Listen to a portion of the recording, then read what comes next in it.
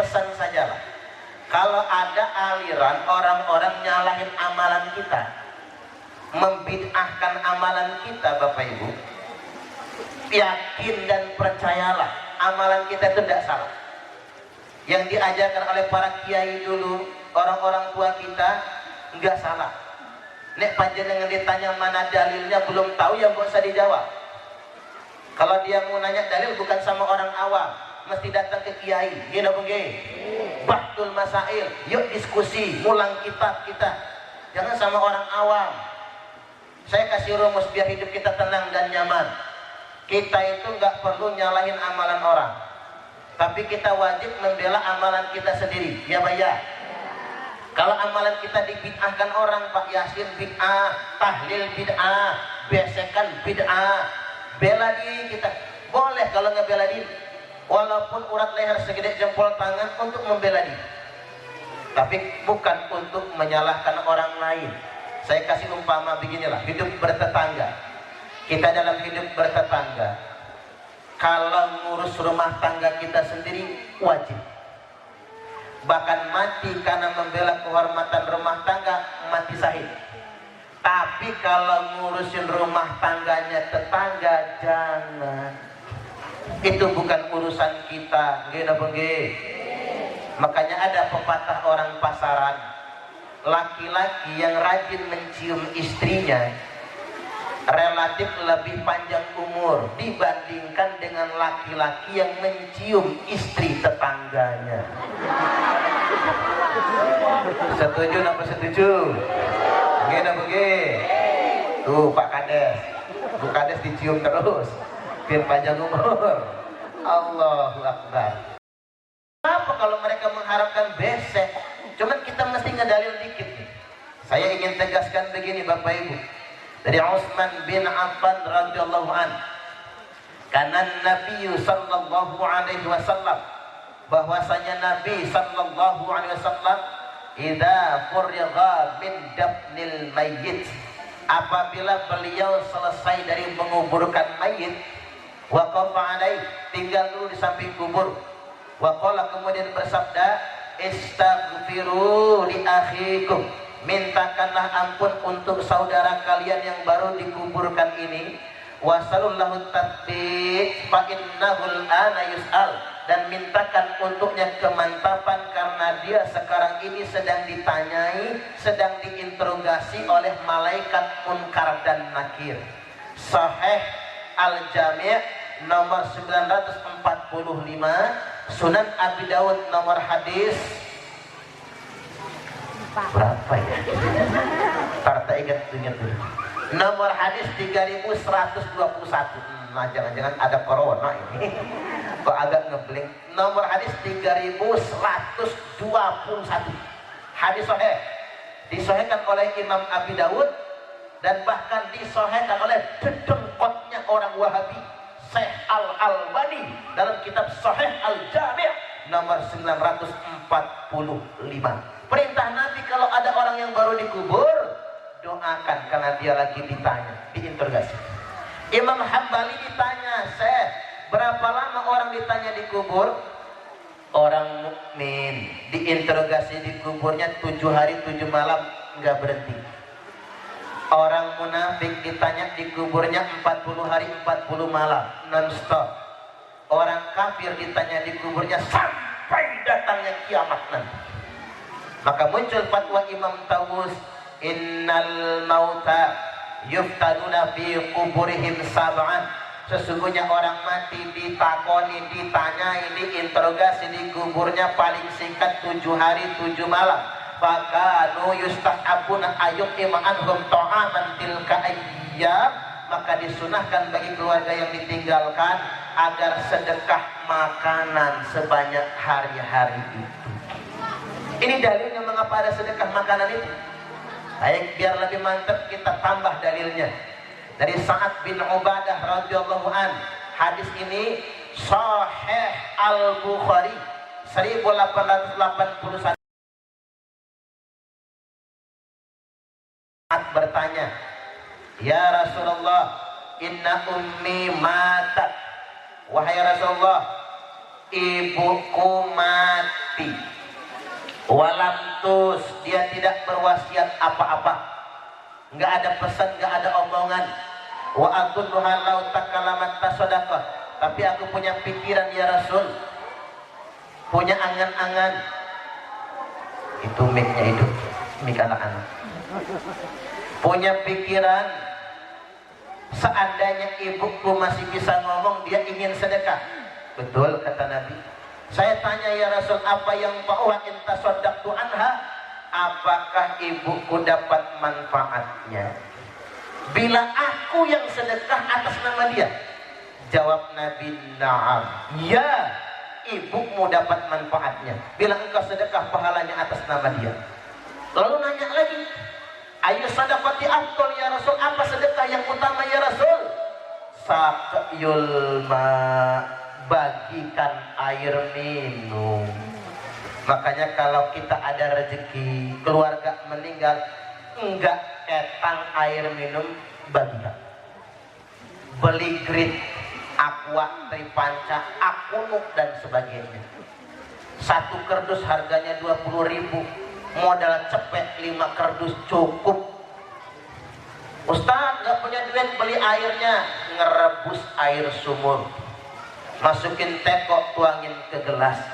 Ustaz, kayu bakar nggak ada, gas lagi habis, air sumurnya nggak usah direbus, langsung hidangkan saja. Tapi jangan ngomong-ngomong, nanti nggak ada yang mau minum. Percayalah Pak, nggak bikin anyang-anyangan. Yang bikin anyang-anyangan itu air tanggung, direbus belum ngedidih udah dimatiin. Nah itu bikin anyang-anyangan tuh. Mending mentah sekalian atau mateng sekalian. Apa jawab saat ya, kalau cuman air minum sanggup ya Rasul. Lebih daripada itu apa? Fa'it'amut ta'am, hidangkan makanan. Ini Pak dalilnya jelas betul. Jadi yang diharamkan oleh para ulama itu Bapak Ibu maksa. Gara-gara biasaan ngutang ke tetangga, utang ke rentenir, rumah ke gade, itu namanya besar pasak daripada tiang. Kalau kata orang Jaseng, biar tekor asal kesohor. Kalau kata orang Palembang, kue putu buatan Cek Gaya, awak putu banyak gaya. Nah itu yang nggak boleh. Lagi pula kan kita enak sekarang punya rukun kematian. Ada nggak di sini Pak? Rukun kematian, nyumbangnya berapa sebulan? Simpitannya apa? Berapa kilo? Hah? Seikhlasnya? Sejimpit dong. Oh, secanting lah minimal ya.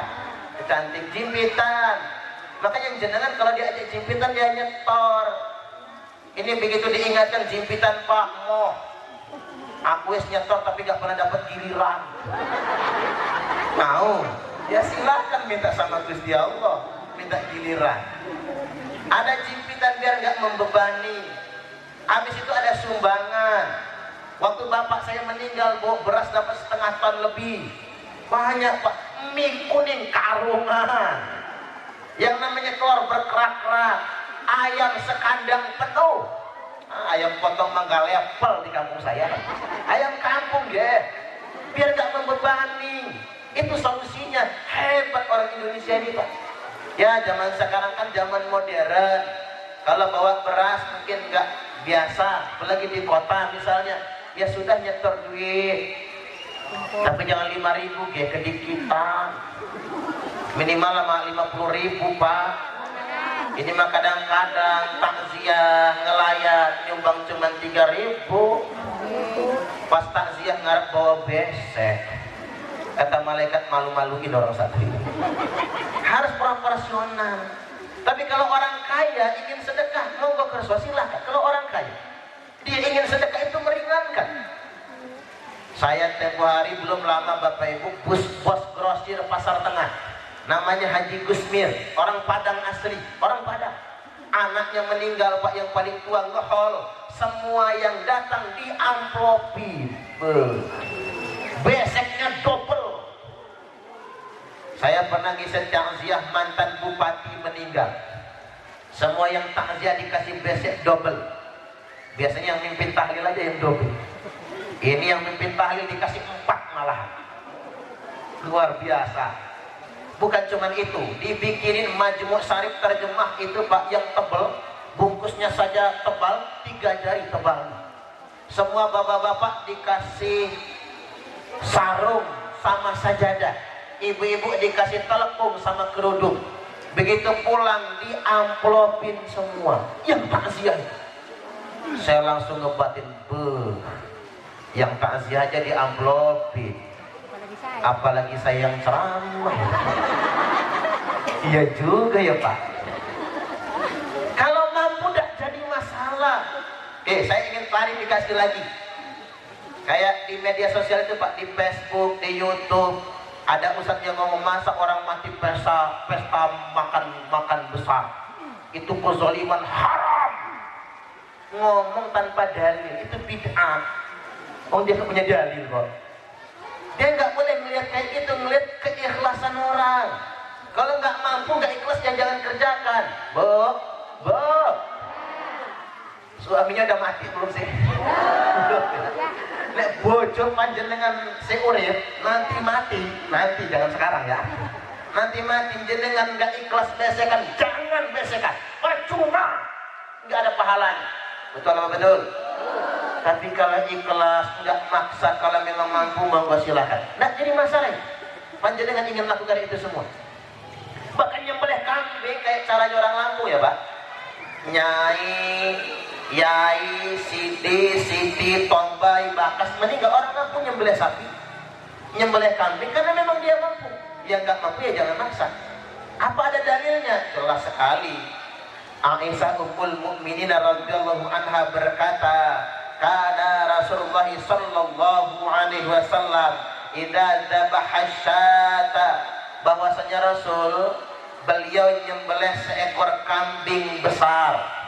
Fayaqul, kemudian beliau bersabda, fa arsilu biha ila asdiqai Khadijah, bagi-bagikan kambing ini sebagai sedekah atas nama Khadijah kepada tetangga-tetangga. Subhanallah. Hadisnya hadis sahih, disahihkan oleh Imam Muslim, nomor hadis 6466. Ini hadis sahih. Ini banyak orang haram, pokok pesta, bukan pesta, sedekah kalau mampu. Tapi kalau nggak mampu ya nggak usah maksa. Telur separuh jadilah. Makanya orang Jawa itu Pak, orang paling baik lah orang Jawa itu. Semuanya among-among. 4 bulan among-among, 7 bulan among-among, anak lahiran among-among. Nggak apa-apa lah, nggak sanggup akikah, tapi among-among. Anak tumbuh gigi among-among, anaknya belajar jalan among-among, anaknya sunatan among-among, anak gadisnya datang bulan among-among. Pokoknya serba among-among. Makanya sunnahnya kalau nggak mampu nyembelih kambing orang akikah kan, maka dia boleh nyembelih ayam penggantinya. Nggak mampu pakai ayam, nyembelih telur. Gimana caranya? Telurnya dibelah.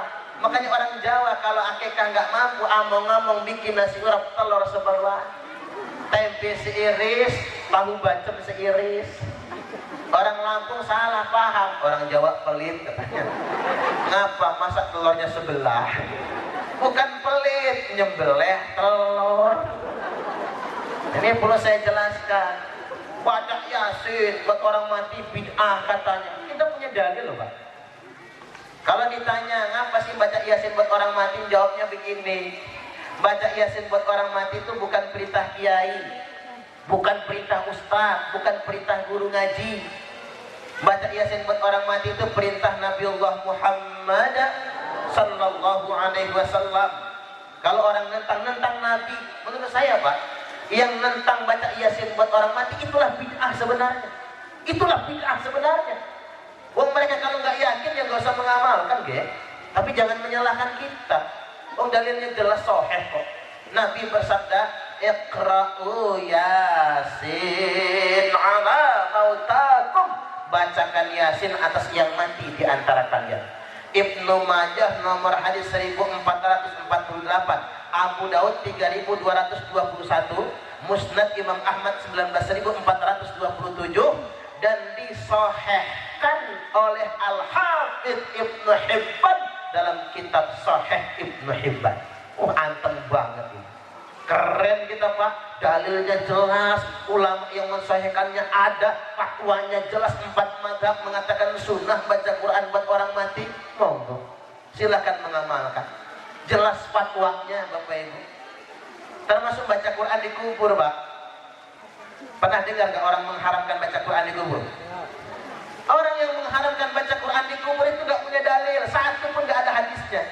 Kalau kita enak ada dalilnya baca Quran di kubur itu. Jadi ceritanya bagi Bapak Ibu, ada sahabat yang bikin tenda begini, biar kalau panas gak kepanasan, hujan gak kehujanan. Beliau baca Quran tapi gak nyadar kalau itu kuburan.